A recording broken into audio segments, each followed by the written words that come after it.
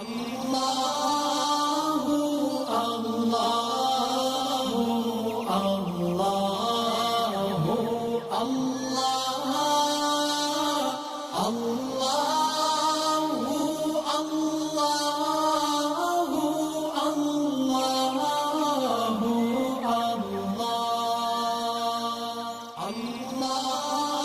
بالله من الشيطان الرجيم.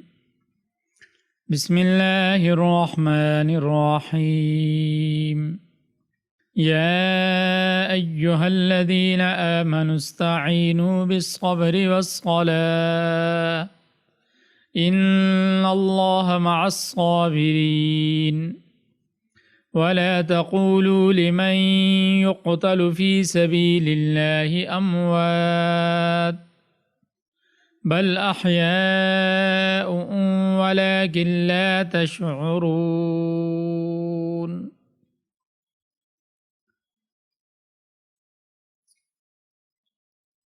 اے ایمان والو، صبر اور نماز سے مدد حاصل کرو، بے شک اللہ صبر کرنے والوں کے ساتھ ہے، اور جو لوگ اللہ کے راستے میں قتل ہوں ان کو مردہ نہ کہو، دراصل وہ زندہ ہیں مگر تم کو ان کی زندگی کا احساس نہیں ہوتا۔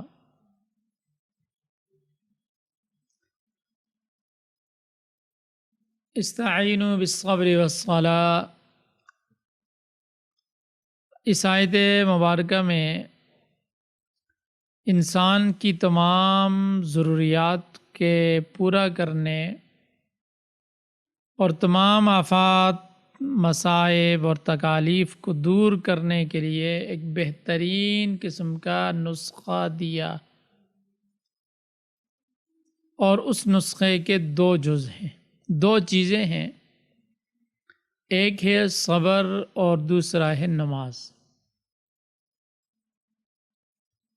یہاں پر دیکھیں استعینوا، فرمایا مدد حاصل کرو۔ کس چیز میں مدد حاصل کرو یہ نہیں بتایا، تو یعنی چاہے وہ اس کا تعلق کیسی بھی وہ ضرورت کیوں نہ ہو، اس کا تعلق چاہے مال کے ساتھ ہو، جان کے ساتھ ہو، جس کے ساتھ بھی ہو، اور اسی طرح وہ تکلیف، مصیبت، پریشانی جیسی بھی کیوں نہ ہو، اس کا علاج، اس کو پورا کرنا، اس مصیبت سے چھٹکارا حاصل کرنا، دو چیزیں صبر اور نماز۔ اس سے یہ بات معلوم ہوئی کہ یہ دو چیزیں ایسی ہیں کہ ان سے انسان کی ہر ضرورت میں مدد حاصل کی جا سکتی ہے۔ ان میں سے جو پہلی چیز بتائی ہے وہ بتائی ہے صبر۔ صبر کا ویسے معنی آتا ہے رک جانا، کسی چیز سے رک جانا، کسی شے کو برداشت کرنا۔ اور پھر صبر کی تین قسمیں ہیں، صبر علی المصیبت، صبر علی الطاعہ، اور صبر عن المعصیہ۔ صبر علی المصیبت یعنی مصیبت پر صبر کرنا، اور صبر عام طور پر ہمارے ہاں اسی کو صبر کہا جاتا ہے، لیکن جو دوسری دو چیزیں انشاءاللہ اس کی تفصیل میں بتاتا ہوں، وہ بھی صبر کی بڑی اہم قسمیں ہیں، اور اس کے بغیر صبر مکمل نہیں ہوتا ہے۔ ہمارے عام طور پر جس کو صبر کہا جاتا ہے وہ پہلی چیز ہے، صبر کا پہلا جز ہے، آپ یہ کہہ سکتی ہیں کہ صبر المصیبت، مصیبت پر صبر کرنا۔ اور وہ یہ ہے کہ جب ایمان والوں پر کوئی مصیبت آتی ہے، کوئی حادثہ پیش آتا ہے، کوئی پریشانی آتی ہے، کوئی تکلیف آتی ہے، چاہے وہ بیماری کی شکل میں ہو، چاہے وہ مالی نقصان کی شکل میں ہو، چاہے وہ جس صورت میں بھی ہو، تو اسے وہ من جانب اللہ سمجھ کر اس پر صبر کرتے ہیں، اور اس کے جواب میں کیا کہتے ہیں؟ انا للہ و انا الیہ راجعون۔ تو ایسے شخص کا تعلق اللہ کی ذات کے ساتھ مضبوط ہوتا ہے۔ اسی وجہ سے ایک روایت میں آتا ہے، حدیث شریف میں آتا ہے، وَمِنَ الْيَقِينِ مَا تُحَوِّنُ بِهِ عَلَيْنَا مَصَائِبَ الدُّنْيَا۔ حضور علیہ السلام نے امت کو یہ دعا سکھلائی کہ اللہ یقین میں اس قدر درجہ عطا کر کہ دنیا کی مصیبتیں ہلکی ہو جائیں۔ ایسا شخص ہر تکلیف پر یہ سمجھتا ہے کہ اللہ کی رضا اسی میں ہے، اسی کا ارادہ اور مشیت یہی تھی، وہ ہر تکلیف کو خوشی سے برداشت کرے گا، اس پر جزا فضا نہیں کرے گا، اس پر چیخے چلائے گا نہیں، وہ ویلا نہیں کرے گا، اللہ سے شکوے اور شکایتیں نہیں کرے گا۔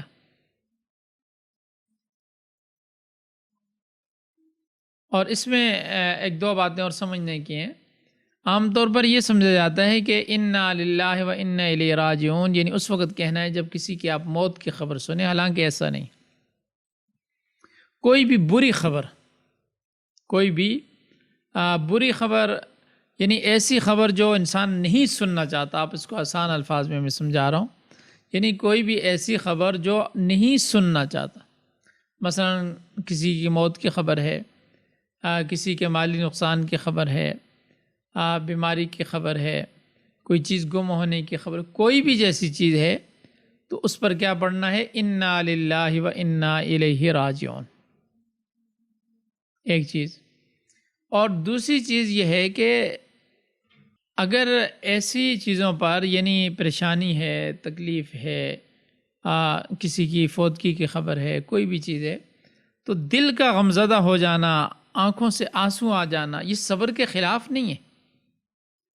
آقا دو جہاں صلی اللہ علیہ وسلم کے صاحبزادے حضرت ابراہیم آپ کی گود میں ہیں، ان کا انتقال ہوا، آپ صلی اللہ علیہ وسلم کی آنکھوں سے آنسو جاری ہیں، اور آپ فرما رہے ہیں کہ ابراہیم تیری یاد میں ہمارا دل غمزدہ ہے، لیکن ہم اللہ کی رضا پر راضی۔ اس لیے یعنی ایسے وقت پر آنکھوں سے آنسو آ جانا، دل کا غمزدہ ہو جانا، پریشان ہو جانا، یہ ایک انسانی فطرت ہے، اور یہ ایک رحم دلی کی نشانی ہے۔ اب اگر کوئی آدمی یہ کہے کہ نہیں مجھے تو کچھ ہوتا ہی نہیں ہے، کوئی مر جائے، کوئی جیے، کوئی نقصان ہو، کچھ بھی ہو، مجھے کوئی فرق ہی نہیں پڑتا، وہ پھر انسان ہی نہیں ہے۔ یہ انسانیت ہے، یہ انسانی ہمدردی ہے کہ کوئی پریشانی کی بات ہے، کوئی دکھ کی بات ہے، دل کا غمزدہ ہو جانا، پریشان ہو جانا، آنکھوں سے آنسو آ جانا، یہ صبر کے خلاف نہیں ہے۔ صبر کے خلاف کیا ہے؟ جزا فضا شروع کر دینا، وویلا شروع کر دینا، اللہ سے شکوے اور شکایتیں شروع کر دینا۔ عورتیں کیسی کیسی باتیں شروع کر دیتی ہیں، کوئی جوان مر جائے تو وہ کام کرنا جس میں اللہ اور اس کے رسول کی ناراضگی ہے، یہ ہے صبر کے خلاف۔ اور پھر دوسری بات، الصبر عند صدمۃ الاولی، دیکھیں ایک انسان ہے، وہ روتے روتے روتے آخر ایک دن چپ کر ہی جاتا ہے، لیکن وہ صبر نہیں ہے۔ الصبر عند صدمۃ الاولی، کسی مصیبت کی ابتدا میں صبر کرنا ہی صبر کی علامت ہے۔ ورنہ جب تکلیف کا سامنا کرتے ہوئے انسان تھک جاتا ہے نا، رو رو کر تھک گیا، وویلا کر کر کے تھک گیا، چیخ چیخ کر تھک گیا، اور تمام وسائل سے مایوس ہو جاتے ہیں، تو پھر تو مجبوراً ہی صبر کرنا پڑتا ہے، صبر کے علاوہ کوئی راستہ نہیں ہوتا۔ اس وجہ سے الصبر عند صدمۃ الاولی، ابتدا میں صبر کرنا، یہ صبر کہلاتا ہے۔ تو یہ چیز تھی صبر علی المصیبت، یعنی مصیبت پر صبر کرنا۔ اور دوسری چیز جو ہے وہ ہے صبر علی الطاعہ، یعنی اللہ کے حکم، اللہ کے ہر حکم کی اطاعت پر صبر کرنا۔ اب ظاہر سی بات ہے، سردی کا موسم ہے، پانی ٹھنڈا ہے، اب وضو کے لیے تکلیف اٹھانی پڑتی ہے، تو ظاہر سی بات ہے اطاعت پر صبر کرنا، رک جانا، مشقت کو برداشت کرنا، یہ صبر ہے۔ گرمیوں کے دن ہیں، راتیں چھوٹی ہیں، فجر کی نماز کے لیے اٹھنا مشکل ہے، لیکن اپنے نفس کو روکتے ہوئے، اپنے نفس کو اوپر برداشت کرتے ہوئے اٹھ کر نماز پڑھنا، یہ ہے صبر، یہ ہے صبر علی الطاعہ۔ انسان حج اور عمرے کے لیے جاتا تو اس میں بڑی تکالیف برداشت کرنی پڑتی، تو بہرحال اطاعت کا، اللہ کے حکم کو پورا کرنے کا کوئی بھی کام صبر کے بغیر پورا نہیں ہو سکتا۔ اور اس کے تیسرا جز اور تیسرا حصہ ہے صبر عن المعصیت، کہ جب نفسانی خواہشات سامنے آئے تو انسان ان پر کنٹرول کرے اور اپنے نفس کو معصیت سے، گناہ سے روکے۔ جب انسان حرص و ہوا کا، نفسانی خواہشات کا بندہ ہو جاتا ہے، وہ ہر نفسانی خواہشات کے آگے جھک جاتا ہے اور اس طرح وہ گناہ میں، معصیت میں گرفتار ہو جاتا ہے۔ تو یہ وہ موقع ہوتا ہے کہ جب انسان صبر عن المعصیت کا دامن پکڑ لیتا ہے اور کامیابی سے ہمکنار ہو جاتا ہے۔ اور ایسے ہی لوگوں کے متعلق اللہ تبارک و تعالی ارشاد فرماتے ہیں انما یوفی الصابرون اجرہم بغیر حساب، یعنی اللہ تعالیٰ صبر کرنے والوں کو بغیر حساب اجر عطا کریں گے۔ اور ایک حدیث شریف میں آتا ہے کہ الصبر نصف الایمان، صبر نصف ایمان ہے۔ بلکہ بعض روایات میں یہ بھی آتا ہے کہ الصبر من الایمان بمنزلۃ الرأس من الجسد، صبر کا تعلق ایمان کے ساتھ ایسے ہے جیسے سر کا تعلق جسم کے ساتھ ہے۔ جسم سے سر علادہ ہو جائے تو جسم بیکار ہو جاتا ہے۔ اسی طرح اگر صبر کا جو مادہ ہے، جو میں نے بتا دیا صبر کہتے کس کو ہیں، وہ اگر ختم ہو جائے تو ایمان کا فائدہ ختم نہیں رہتا۔ بلکہ ایک جگہ یہ فرمایا کہ لا ایمان لمن لا صبر لہ، جس نے صبر کا دامن چھوڑ دیا اس کا ایمان ہی باقی نہیں رہا، اس کا ایمان پھر ڈاواڈول ہو جاتا ہے۔ اور صبر کرنے والوں کے بارے میں آتا ہے قیامت کے دن کہ بعض روایات میں یہ بات آتی ہے کہ محشر میں پکارا جائے گا کہ صابرین کہاں ہیں، صابرین کہاں ہیں؟ تو وہ لوگ جو تینوں طرح کے صبر پر قائم رہے، جو میں نے بتا دیے، انہوں نے اس پر قائم رہ کر زندگی سے گزرے، تو وہ کھڑے ہوں گے اور ان کو بلا حساب جنت میں داخلے کی اجازت دے دی جائے گی۔ تو یہ ہے صبر کرنے والوں کے لیے۔ تو پہلی چیز یہ تھی، یعنی صبر کرنا، اور دوسرا جز ہے اس نسخے کا جو ہر مصیبت، ہر پریشانی، ہر تکلیف کچھ سے چھٹکارے اور ہر ضرورت کو پورا کرنے کے لیے دوسرا جز ہے نماز۔ یہ تمام انسانی ضروریات کو پورا کرنے، تمام پریشانی اور آفتوں سے نجات دلانے کے لیے اکثیر کا درجہ رکھتی۔ اور صبر ویسے نماز جو ہے صبر الطاعت کے اندر نماز آ جاتی ہے، تمام عبادات کی طرح نماز بھی آ جاتی ہے، لیکن اس کی اہمیت کی وجہ سے اور چونکہ نماز کو انسان کی تمام حاجات کے پورا کرنے اور تمام آفتوں اور مصیبتوں سے نجات دلانے میں ایک خاص مقام اور مرتبہ حاصل ہے، ایک تاثیر حاصل ہے، تو اس وجہ سے اس کو علادہ سے ذکر کیا ہے۔ اور نبی کریم صلی اللہ علیہ وسلم کی عادت مبارکہ یہ بیان فرمائی ہے کہ رسول اللہ صلی اللہ علیہ وسلم کو جب کوئی ضرورت پیش آتی تھی تو نماز کی طرف رجوع فرماتے تھے۔ اور ہمارے ہاں کیا ہوتا ہے، جب بھی پریشانی کی بات آ جاتی ہے، کوئی مر جاتا ہے یا کوئی اس طرح کی بات ہوتی ہے، ہم نماز ہی کو چھوڑ دیتے ہیں، ہم نماز کو چھوڑ دیتے ہیں، حالانکہ یہ نماز چھوڑنے کے نہیں، پریشانی کے وقت اس وجہ سے فرمایا نا کہ ان لوگوں کے لیے خوشخبری ہے جو خوشی کی حالت میں اور غم کی حالت میں اللہ کی تعریف کرتے ہیں، اللہ کو یاد کرتے ہیں۔ اور ہم لوگ کیا کرتے ہیں، زیادہ خوشی آ گئی تب بھی نماز بھول جاتے ہیں، غم آ گیا تب بھی نماز کو بھول جاتے ہیں، حالانکہ یہ دونوں مقام خصوصاً اللہ کی طرف متوجہ ہونے کے۔ نماز اللہ کی رحمت ہے، اس وجہ سے جب بھی کوئی پریشانی آئے، جب بھی کوئی مصیبت آئے، کوئی ضرورت ہے، اللہ سے مانگنا ہے، نماز کی طرف متوجہ ہو جائے۔ اور پھر فرمایا ان اللہ مع الصابرین۔ اور اس میں آپ یہ سمجھیں کہ اس کا راز بتا دیا کہ صبر مشکلات کو دور کرنے کے لیے اور مصائب کو ختم کرنے کے سبب کیسے بنتا ہے۔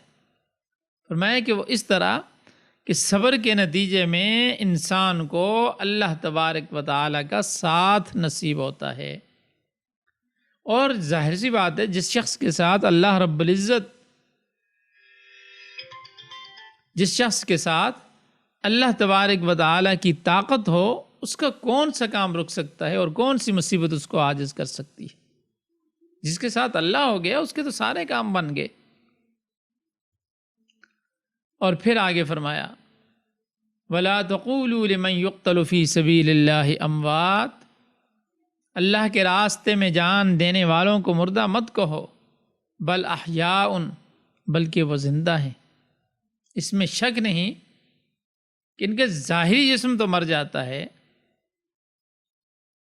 مگر شہید کو اگلے جہاں کی اعلیٰ تر زندگی، اعلیٰ بہترین زندگی حاصل ہو جاتی ہے، انہیں جو اخروی زندگی ہے وہ حاصل ہو جاتی ہے۔ اور یعنی آپ یہ سمجھیں کہ انہیں انبیاء علیہ الصلاۃ والسلام جیسی اعلیٰ زندگی نصیب ہو جاتی ہے۔ دنیا کی زندگی تو بہرحال ختم ہونے والی ہے، یہ تو مصائب و آلام کی زندگی ہے اور پریشانیوں کی زندگی ہے، لیکن اس کے مقابلے میں شہید کو جو زندگی حاصل ہوتی ہے وہ نہایت اعلیٰ تر ہوتی ہے۔ اور اسی وجہ سے بعض اوقات شہداء کے جسم بھی محفوظ رہتے ہیں اور ان پر زمانے کا تغیر و تبدل اور مٹی کا جو اثر ہوتا ہے وہ بھی نہیں ہوتا۔ انبیاء علیہ السلام کے اجسام کے متعلق تو یہ تو واضح طور پر موجود ہے کہ اللہ تعالیٰ نے زمین پر ان کو جسموں کو حرام کر دیا کہ وہ انبیاء علیہ السلام کو جسموں کو کھا جائے، مٹی ایسا نہیں کر سکتی۔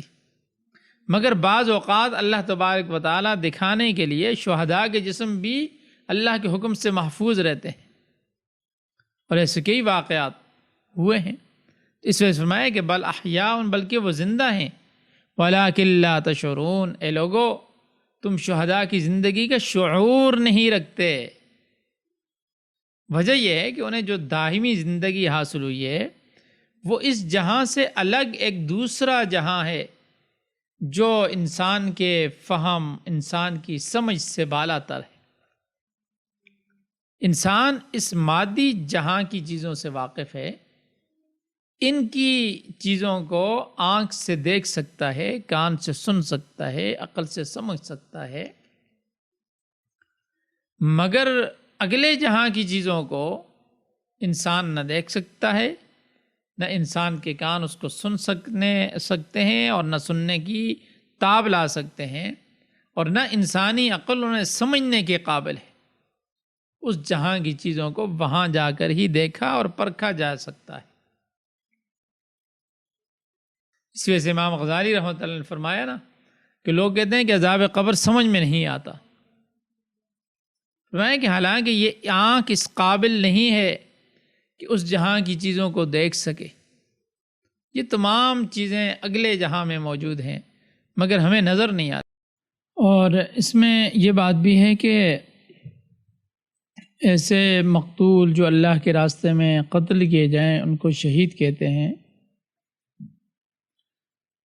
ان کے متعلق اگرچہ یہ کہنا کہ وہ مر گیا ہے یہ صحیح ہے اور جائز ہے، لیکن یہاں جو منع کیا گیا اس کی موت کو دوسرے مردوں کی سی موت سمجھنے کی ممانعت کی گئی ہے، اور وجہ اس کی یہ ہے کہ مرنے کے بعد اگرچہ جو برزخی زندگی ہے وہ ہر شخص کی روح کو حاصل ہے، اور ظاہر سی بات ہے اسی سے جزا یا سزا کا ادراک ہوتا ہے، لیکن شہید کو اس زندگی میں، اس حیات میں، اور دوسرے جو مردے ہیں ان سے ایک گنا امتیاز ہے، اور وہ امتیاز اور فرق یہ ہے کہ اس کے یہ حیات آثار میں اوروں سے قوی ہے، تو